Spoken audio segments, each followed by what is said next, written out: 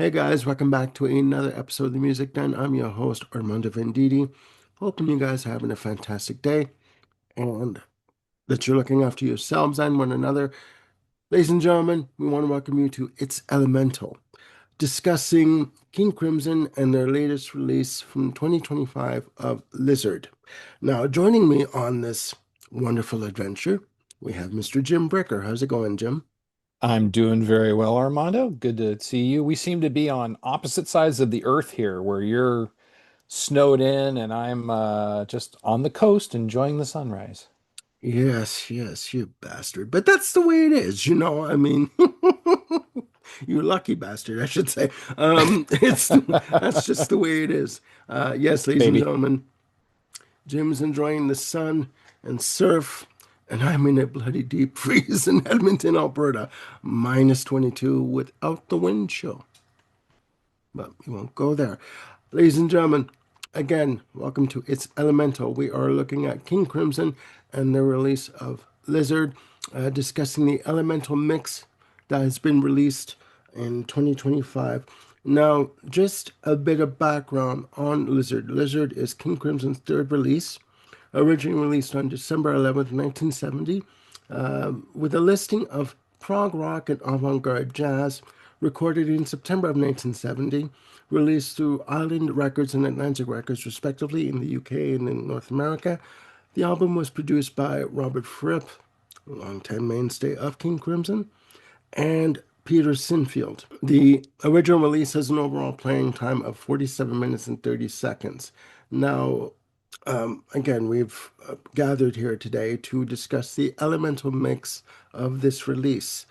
Uh, but before we get into my opinion of this release, uh, Jim, um, just to Yes. clarify, these elemental mixes are done for the entire catalog, back catalog of King Crimson, as a reissue campaign. No, not the entire back catalog. They've done it with Lark's Tongues and Aspic. They've done it with Lizard. Um, I think they might have done it with In the Court of the Crimson King. Um, but there are some albums where they just don't have enough tracks or they don't have the masters available to go ahead and do it. Okay. Um, I think the first time they did something like this, it was for some of the 80s material where they would really just kind of deconstruct a lot of the tunes and kind of come up with a new mix to make things sound fresh. And it's really interesting about that how they do that and kind of the new things that sort of come to the tunes. Like the version of Three of a Perfect Pair that comes to mind has an acoustic guitar all the way through it, if memory serves right, as opposed to just Hmm. the end. Um, there's other tunes like Frame by Frame, I believe that are without the drums. There are some that are just like Fripp and Fripp and Blues guitars without any of the rhythm section. Okay. But yeah, they have had this um, history of sort of going through and not replacing what's been done originally, but kind of approaching it with fresh ears. And that's what this whole elemental mix to me about you know is I'm tripping over my words, but Lizard, I think, is the primo example of what they've been able to do to kind of revisit the material and make something even more special than the original release. Okay. Well, I mean, the elemental mix has been done by David Singleton. And Hmm. just to give a bit of context, Lizard, in terms of King Crimson releases, has sort of been looked at as like an outlier of the catalog in terms of its initial reception from the critics and from the public at large upon its initial release. Now, in terms of the album overall, there are five tracks in total, and in in Yeah. terms of the elemental mix, David Singleton has said that when he jokingly describes the album as Lizard for those who don't like Lizard. So pretty much those who, when basically you think you know what Lizard is and sounds like in terms of the arrangement of the album, in terms of the music. But then again, it's coming at it from a brand new perspective, a brand new sort of set of ears, and just throwing all expectations out the window, throwing all expectations out the window, and just coming at it almost like you're listening to it for the very first time. Yeah, absolutely. And there's a quote attributed to Robert Fripp, that he has been very critical of the album ever since it was released, calling it sort of like, people trying to do stuff way beyond their years and their abilities, Hmm. and even at one point calling it very unlistenable, and people who love the album as very strange. However, when Steven Wilson did a surround mix of the album for the 40th anniversary, Fripp proclaimed, "For the first time, I have heard the music, capital M, in the music." Hmm. So and I think further evidence of that is that during the last iteration of King Crimson that toured in the 2010s, they did several songs from this album live. They did Circus, and then they also did the majority of the Lizard Suite, which on the album takes, all of side two. Side two, yeah. And the Featuring vocal contributions from John Anderson of Yes, you know, in the intro. Thank you very much. Yes. Please continue. Please continue. Yeah, and the material just shows how, like in the right hands, that that the malignment of this original album may have more to do with some of the production techniques and some of the arrangement, and not something wrong with like the core songs themselves, because as David Singleton was able to do with the remix of this album, um, that quote is amazing. He's made an album for fans, for people who are not fans of Lizard, who want to hear it. And I know, in my opinion, this has sort of gone as an original release from like the bottom of my rankings of the King Crimson discography to like near the top. What, Really? yeah, what David Singleton has done with these mixes is, it's revelatory, literally, and it's a radical reimagining of and then like a reassembling of the raw materials that are here, to just bring out something that just makes it's like they're able to finally achieve and put, on tape what they Hmm. aspired to as, 24-year-olds, if they were even 24 at the time.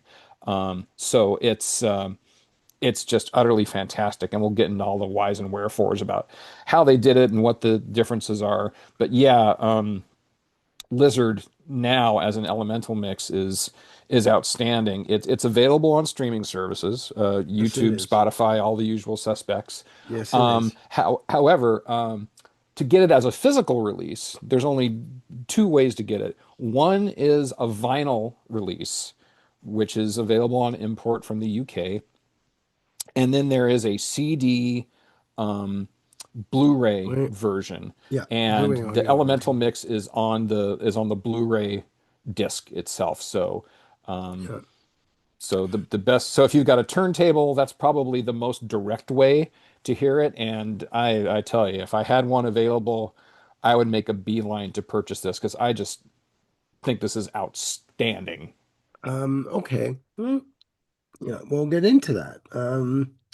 Now, in terms of the lineup for Lizard, now, and how we know how sort of how transient uh, the members of King Crimson are. Basically you go to the bathroom, you come back, you're in another band, and this is during the recording of an album. Yep. So, would you say this is what Mach 52, even at this point of time, in terms of Well, I who think was in it's, the? Mach 3, maybe. Yeah, yeah.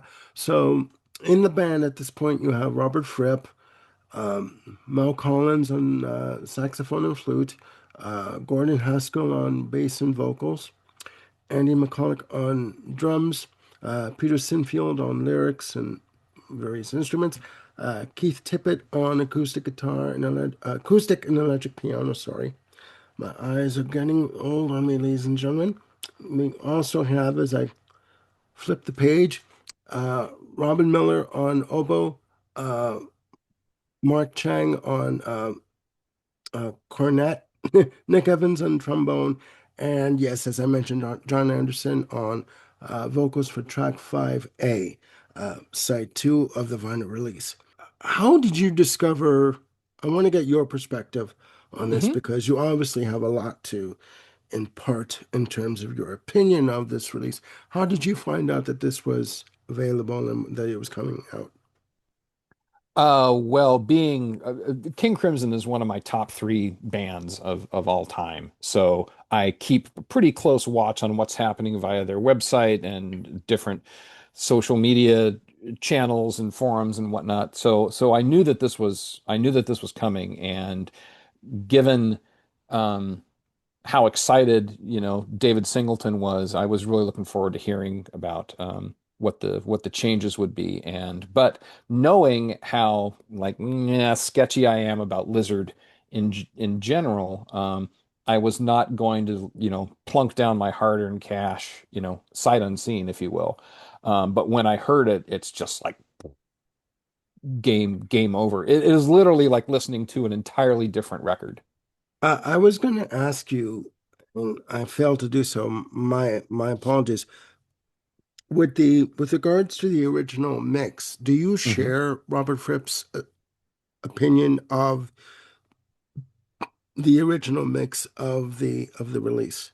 In general, yes, I get where he's coming from. There's a lot of things that were done here in terms of dynamics and arrangement that makes sense for what they were going for. So, like in the section that's called the Battle of Glass Tears, which is like makes up the majority of Lizard, you've got these really quiet sections and then these like cacophonous, you know, sort of, battle sections. Yeah, Last Skirmish is the last section for that. skirmish. Yeah, yeah. And then you've got other sections that are just really, really quiet. And I get how what they did with the mix and the arrangement is supposed to reflect those things, but it sort of makes for really, really challenging listening because we'll take Prince Rupert's Lament, which is the one of the last sections of Lizard, where it's just basically this guitar line that's way underneath, like sort of a bass and drum um, figure that sort of propels the tune. And propel is not even really the right word. It's just that kind of like moves it along at a very slow pace. The mix of the guitar is like so far back that it really you really have to strain to hear what's going on, and in that straining it just sort of takes away the specialness of what's happening musically, because this is one of Fripp's best solos. But again, it's like so far back you can't really hear it. It's just this long sustain of and sort of glides up and down the fretboard that's somewhere in between, the stuff he did with Brian Eno and, kind of the sustain that Carlos Santana is able to maintain on his stuff. Yeah, yeah. Um, and be specific about the elemental mix. Now it's like it's equal. In fact, it's so equal that let me see what my notes are on this because I've been listening to it so much it's hard to keep it.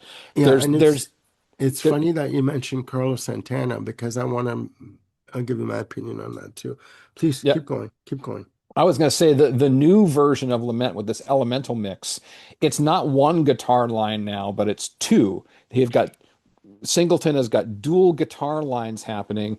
There's no bass or drums at all whatsoever, but they've mixed in some piano that, up until now, no one knew that Keith Tippett had recorded a section for this piece on piano. But it just really changes the whole dynamic and gets to the lament that is sort of referred to in the title here, because again, it's just absolutely beautiful, astounding guitar playing with the dual lines. It just amps up the lament and just makes it so much more, visceral.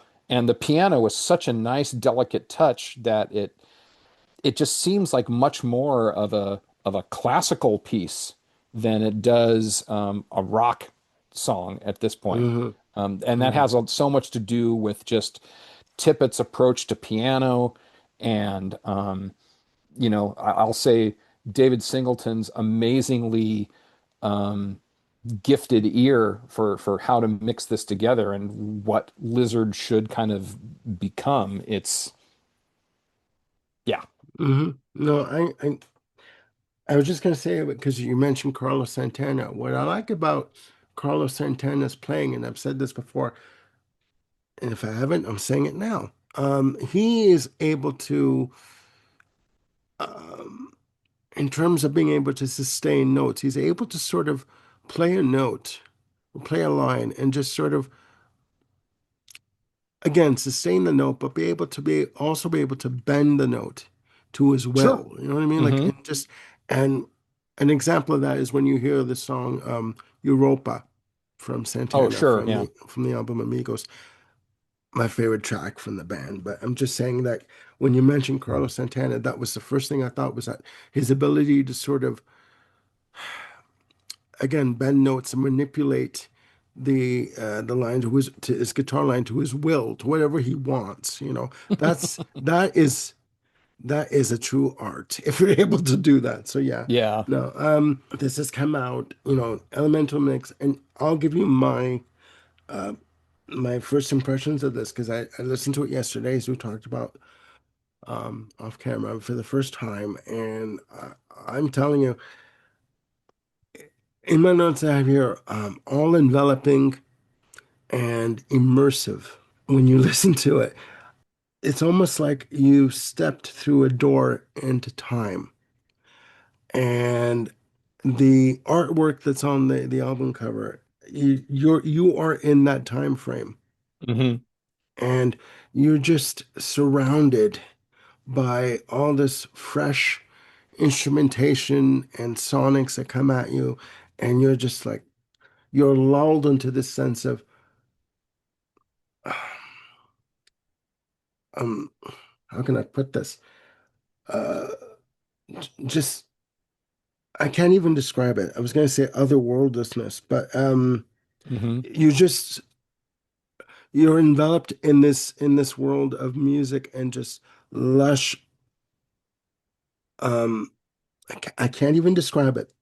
I'm trying to describe it, Uh-huh. but the instrumentation sounds, it's almost like the instrumentation to me is brand new. It's like, they have other people that come in, or Robert Fripp had gone in and added additional instrumentation, but it isn't. These are tracks that were discovered. These are tracks that were discovered through revisiting the album, revisiting the tapes, and just sort of bringing them to the fore in Yep. terms of the mix itself. Um, it's wonderful. It is. It's an experience. It's not just listening to an album. It is an experience for Hmm. me when I sit there. And I also have in my notes nice separation of instruments. There's Oh, wonderful separation of instrumentation here yes. with this album. Um, that is my knee-jerk reaction in terms of my comments about listening to this album. I think it Hmm. is wonderful. I think that you know, track five, the title track, 5A in particular, Prince Rupert Awakes, just it's very grand and it's very epic. And Hmm. John Anderson's vocals just in this mix just take it to another level for me. Yeah, and what's interesting about it is that on this particular, well, let me ask you this, Armando. Did you get a chance to also listen to the original album, Blizzard? Back to back. I Okay, have the original. I have it in the gotcha. Bermuda Triangle somewhere, in the other room. But I do. I went on a buying kick, ladies and gentlemen. Big Which surprise. never And happens. ex never. rarity for that to happen. Yeah. But So no, let so let's talk about the Prince Rupert Awakes a little bit here. Just maybe we can use as a point of comparison to kind of do an A/B of okay, where we went. So the original kind of starts off with this Mellotron swell, and you've yes, got John Anderson doing the vocals on the verses. There's piano, percussion. Once you sort of get into the choruses, there's these skittering drums that sort of happen that Andy McCulloch is playing. yeah, Um, Overall, the tone of the tune is very flat. Um, there's yeah, there's dynamics, but there's not dynamics, if you know what I mean. yeah, And we'll sort very of much get to so, that. very much Um, so. you get to, overall the tune is like, three verses and two revisits of the chorus. There's these big mellotron swells and timpani at the end, and that's, fine and great. You get these little bolero drum and piano figures that come in towards the end of the third verse. Yeah, However, and the tune is like 4.5 minutes on the original release. yeah, And 4:32. Yeah, yeah. yeah, on the Elemental mix, it's just under 4. It comes in at 3:53. So there's no Mellotron swell at the beginning. It's just this brief little piano figure of about like 4 or 5. No, No, see, I'm confusing it with another mix that's on there. I'm confusing it with Circus at the beginning. yeah, Prince Rupert Awakes starts with just the piano at the beginning, no Mellotron swells, and yeah. it's extended. So it Hmm. kind of goes for a much longer period of time. Then you've got John Anderson's vocal on the first verse, and there's bass underneath. When you Hmm. get to the chorus, the skittering drums are gone.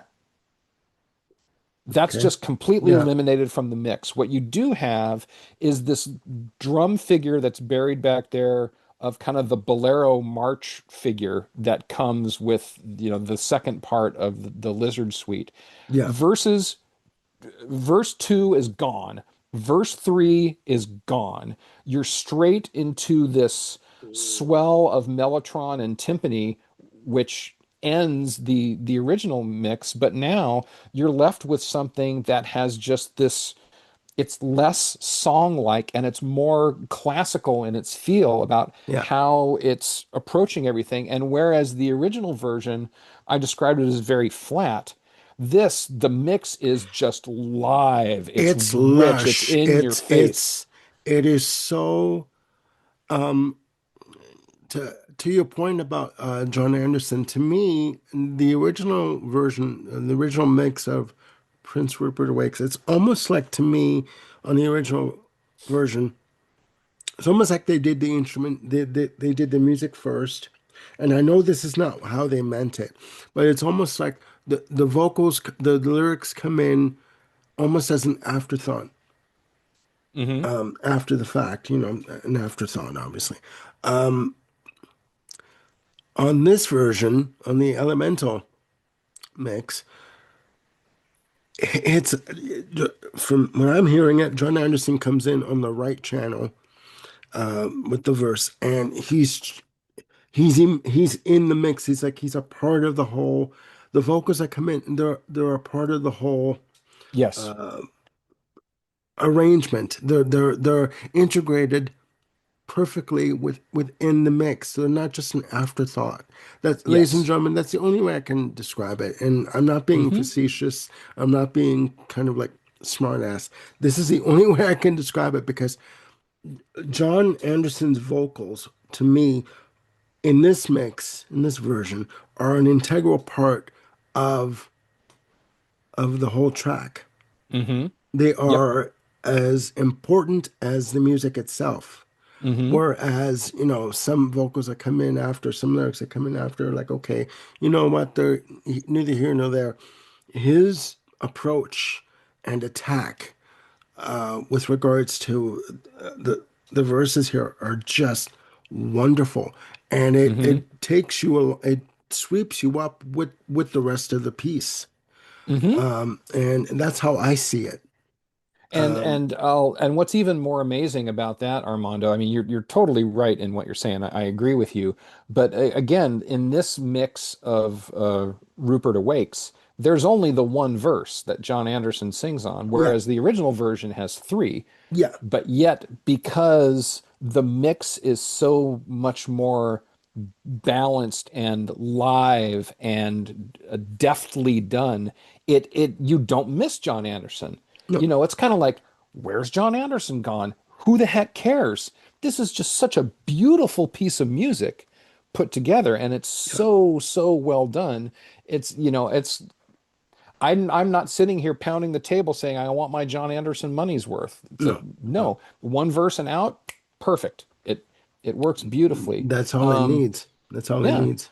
One thing I want to mention, we've mentioned David Singleton's name a couple of times here. For folks who don't know, David Singleton has been Robert Fripp's business partner in the creation of Discipline Global Mobile, which goes all the way back to like 91 or 92. Hmm. And so the whole so David Singleton's ears are very trusted by Robert Fripp. Yes, And so this isn't just some schmo that's come in off the street. I would put what Singleton has done with this, on par with what Steven Wilson has done with not only the Crimson Catalog, but Yes and Gentle Giant and other folks like yes, that. yes. And His but what's even more when Steven Wilson approaches this stuff, he's not going in and messing with the raw material. What David Singleton has done has basically gone to all the source tapes and said, basically, let's reinvent this album. Let's go to the elements that made up the original recording and let's reassemble everything. We talked yes, about the Prince Rupert part as one example. There's another example of Happy Family, which on the original release is 4.5 minutes. On this version, it's barely over three. Um, there's and the biggest takeaway from it is that there's no vocals at all in the elemental mix of Happy Family, hmm, whereas the original is a proper song. Verse one, flute break, verse two, guitar break, verse yeah, three, and then you get this long instrumental fade. On the Happy Family on the elemental mix, you have the introduction, you have verse one, but again without vocals, and then you go to like this flute break, and then you're straight into like the long instrumental fade. Again, what Singleton has done is like he's cut out the deadwood and just created something that just lives and breathes as a piece of music that has more of this classical suite of a feel than it does like a prog rock song or even an avant-garde jazz piece. Don't what know if I, that stood out to you in kind of comparing the two. yeah, what I think he's done is, I guess, if you know the saying, what's old is new. Hmm. And this is exactly what he's done. He's gone to like you said, the bare essence of the music, and just sort of reinterpreted what was there and has made it more, dare I say, more palatable for even the average listener. Now, let alone the King Crimson fans like yourself and myself, but he's made it more, again, more palatable for the casual listener, and Hmm. has just sort of, um, for lack of a better explanation, reinvented this album and Oh, just absolutely. gave it just put it in a brand new light for me. Hmm. I think he's done a wonderful job on this. Um, and there are more classical elements for me on this album than the original release. Hmm. Um, you know, um, with the listing of avant-garde jazz, yes. I gotta tell you, first listen of the original for me was like, okay, I understand where they're going in certain spots, but in other spots, it's like, what is this? You know, Sure. on first listen. But listening to the Elemental mix, it's he's just just sort of for me helped me rediscover this album. Oh, yeah, absolutely. Like I was saying in the beginning, it just puts it in an entirely new light, an Yeah, audio light, if you will, yeah, um, because he's just been able to take the compositional elements and sort of give them a mix and a heft that supports what they were trying to do.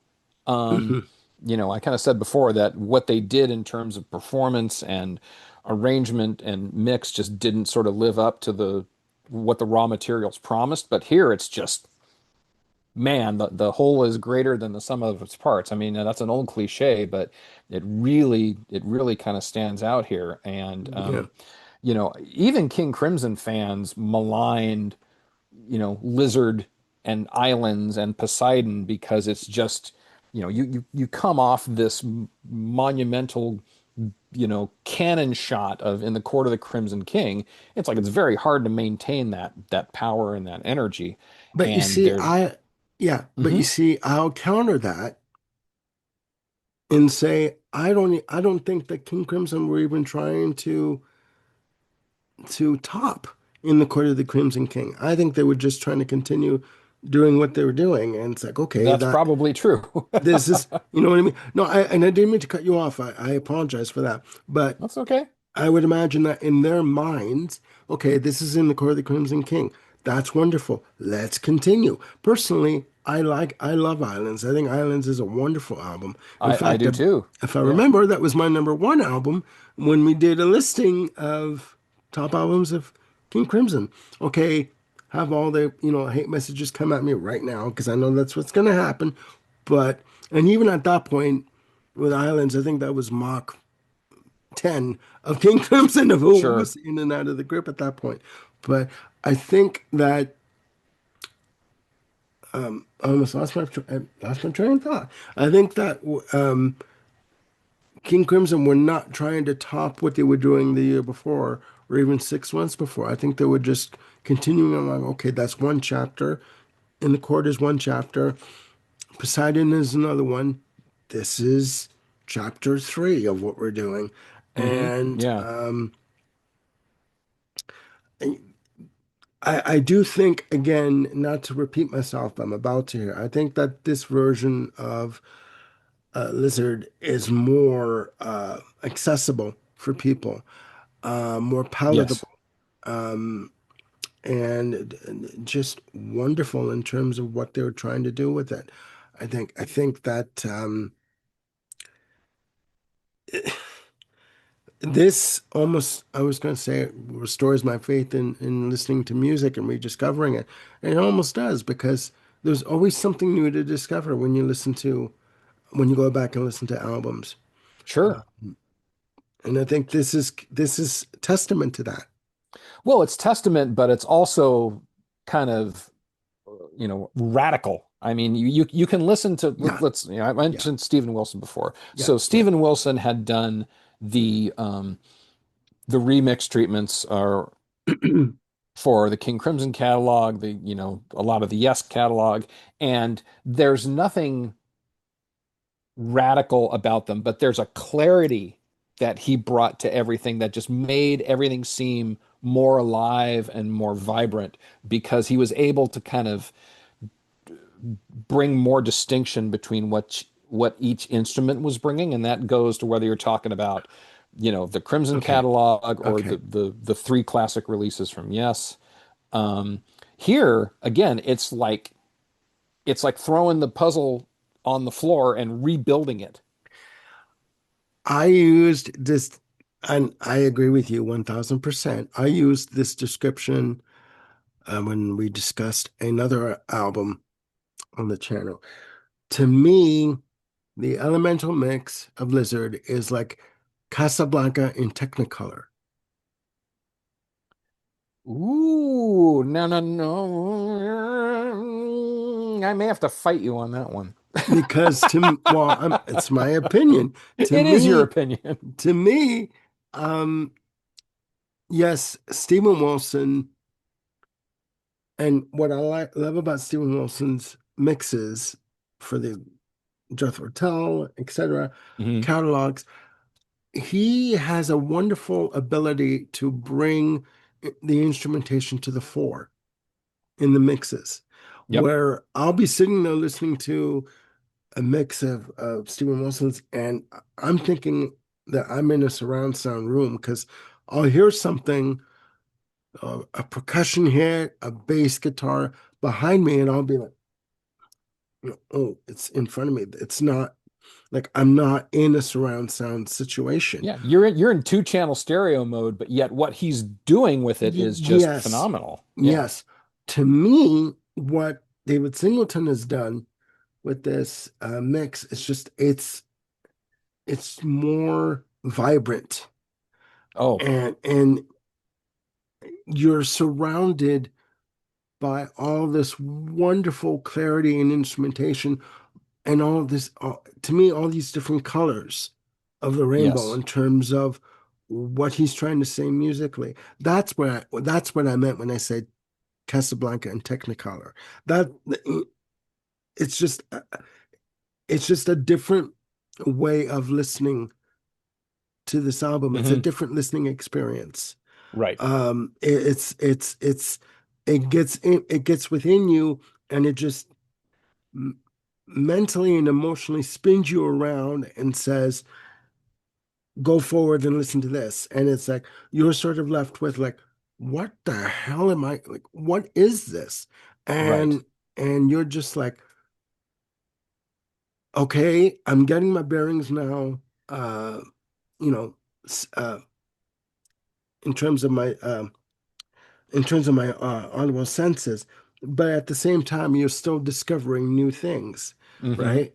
So that's how, I- I'm not as eloquent as my, co-host here when I'm trying to describe stuff. But yes, you.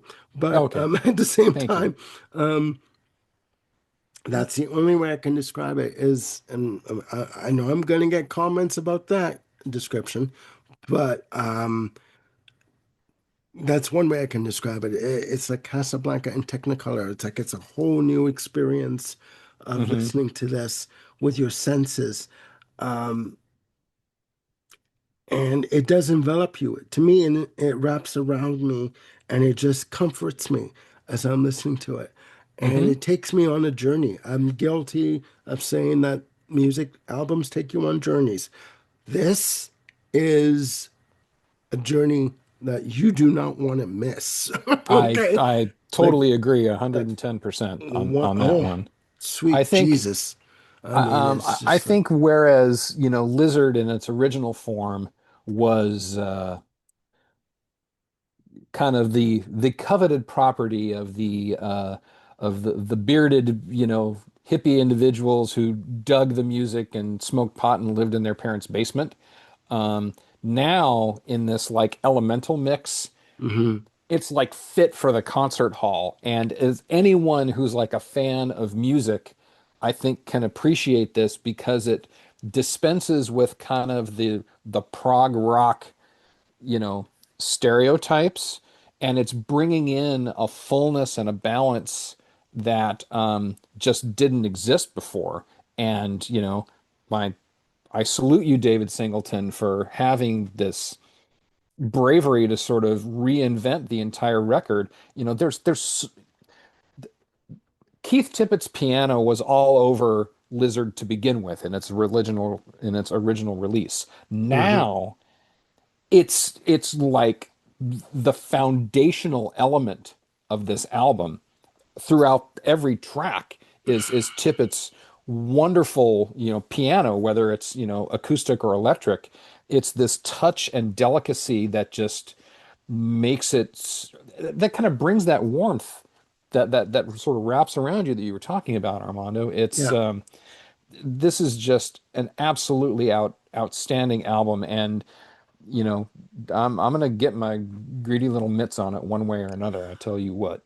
I tell you what, yeah, there you go. Um, I think that this is also a case of he took, I know we're going around with this, but I think he's taking this is a case of taking the music and saying, what's how can we make it where, the saying of what's less is more. Yes, How can we how can we definitely. s- how can we strip away certain elements that are not really needed and still make this album palatable and relevant for 2025? And Yes, I think he succeeded. In fact, no, I'm going to take that back. I know he succeeded. absolutely. He succeeded 100%. You know, Be- and in a year that's been, 2025 was a great year for music, and there's some fantastic archival releases and re-releases that have come out. And I think the at the tail end of the year, you get the Wish You Were Here release from Pink Floyd. People were, very excited about the Nebraska re-release from Springsteen, One Size Fits All by Zappa. But to me, this is like the cherry on the sundae in terms of phenomenal, just like musically mind-blowing, releases that it's way more than doing justice to the spirit of the original. to me, Again, yeah, I go back to this thing. It's moved from like the bottom of my Crimson discography to near the top. to me, it's like, you know, everyone can relate to being a music fan, going out on a Saturday afternoon to your local record shop and looking through the bins and looking through the sections and finding that one release where you didn't expect to find, but you found it. You take it home, you listen to it, you take a chance, and you're like, Right. God, your mind is blown Yep. sonically because this is, this release to you or to a music fan who didn't expect to find it has just found uh Nirvana. You know what I mean? Musical Nirvana. Yep. And no reference to the band, ladies and gentlemen, but that's how I describe it. And um, you know, um, a little side note, that is how Kurt Cobain would describe how he felt about music when he was a kid, going to the record store and finding that certain a nugget, musical nugget that he never expected to find in a bargain bin and just took it home and just had his mind blown. And but pretty much that's how it is with Yep. this album. I think that this release has made this album more accessible to people, more palatable. Even if you're not a King Crimson fan, you literally have to sit there and acknowledge the fact that this album from track one to all of track five is just wonderful musically, Yeah. and it's just it's unreal. It's It unreal. it it it vaults it out of the prog rock ghetto into just music. Yeah, And again, if anyone out there is a fan of music, you gotta give this a listen. It's just so it's like an unavoidable magnet that you just can't deny. yeah. And ladies and gentlemen, again, don't take our word for it. A little side note: this can be uh, it can be listened to on YouTube. You can listen to it and make up your own mind. Again, we're not music experts. We're just telling you in a very fanboy kind of way that this is a fantastic Gush, album. Yeah, gush. gushing, but we are gushing over this release.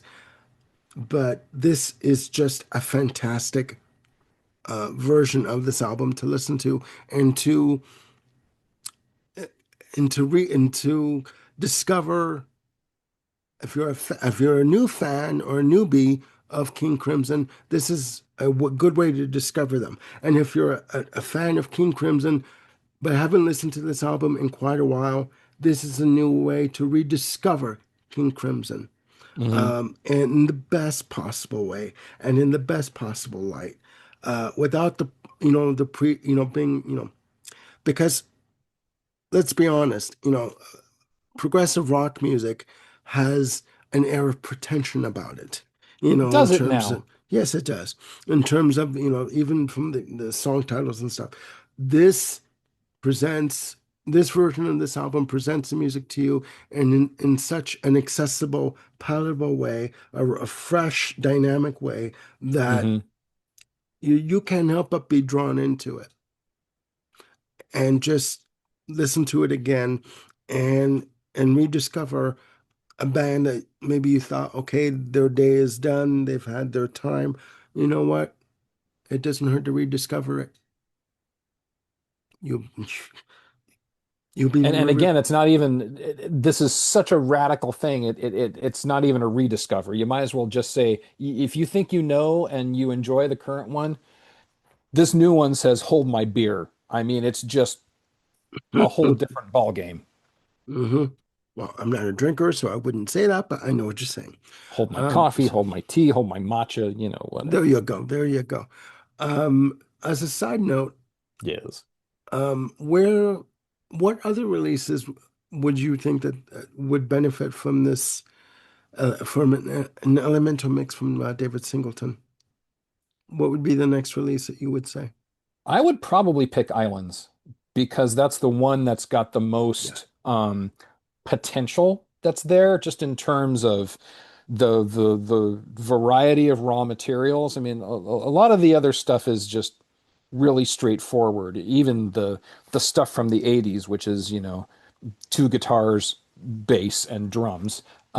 There's not a lot of things that you can do there. You can substitute out some things. You can drop the drums or drop the bass or things like that. But I think it's going to provide a different perspective on the music.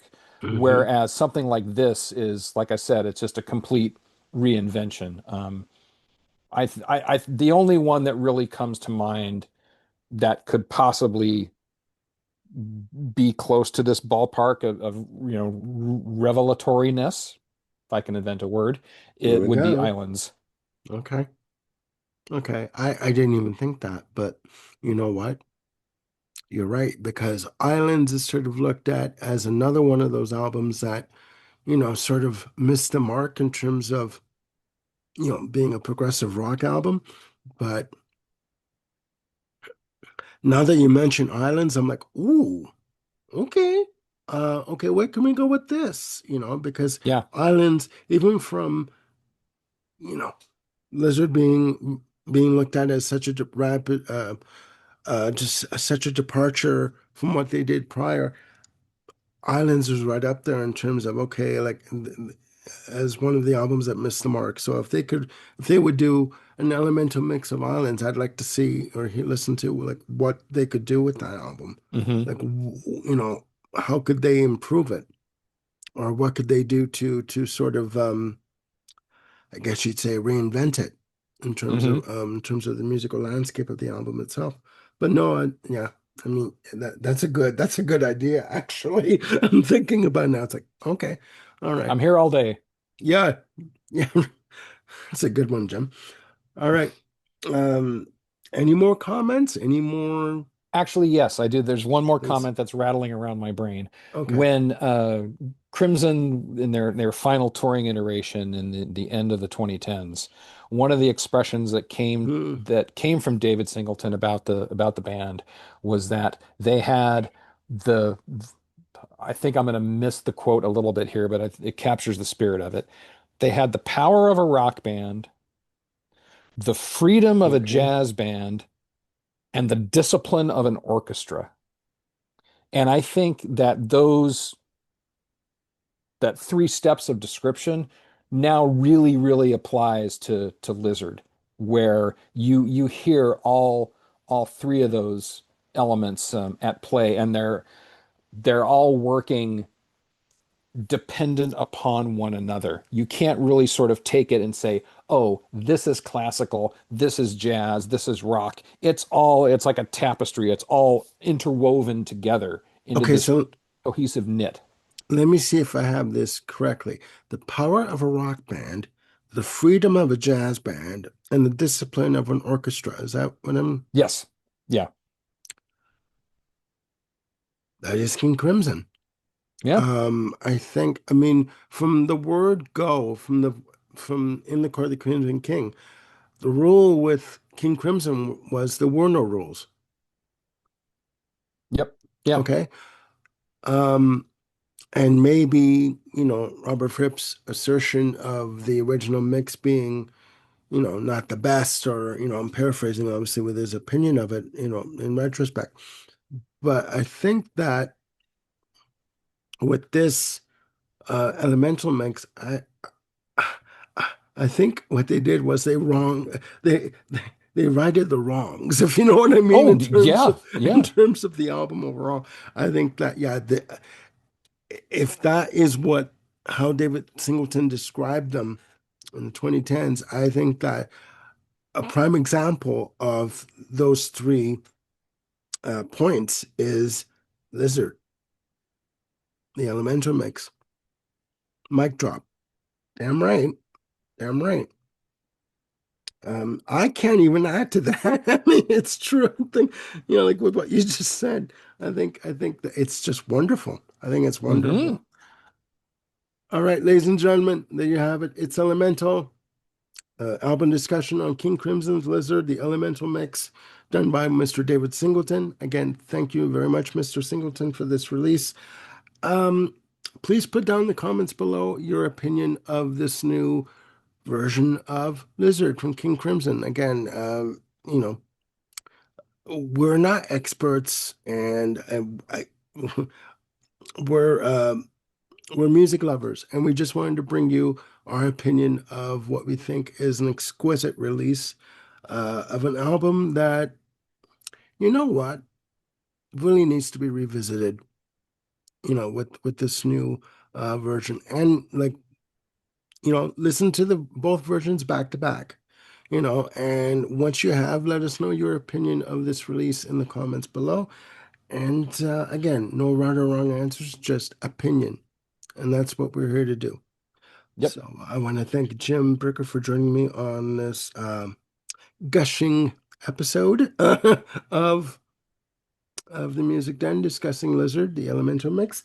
And we are working on other ideas for shows, and we're going to bring them to you as quickly as we possibly can. Yes, we have a few Or kicking not. around the can right now. Yes. We'll do our best. And please click like and subscribe, and do hit the notification bell again to keep yourselves on top of any new content we've got coming up. We've got more shows coming up with Jim, with Ken, with Sagosh, with Don Bradop from Monkey House, and also, yes, Bill Schuster will eventually be coming back on the show at some Will point. Schuster. Fantastic. I'll tune in. How do Yes, I subscribe? hit subscribe on your Okay. screen. Thank you. And and yes, ladies and gentlemen, please look after yourselves and one another, and we'll see you soon on the Music Den. Bye for now.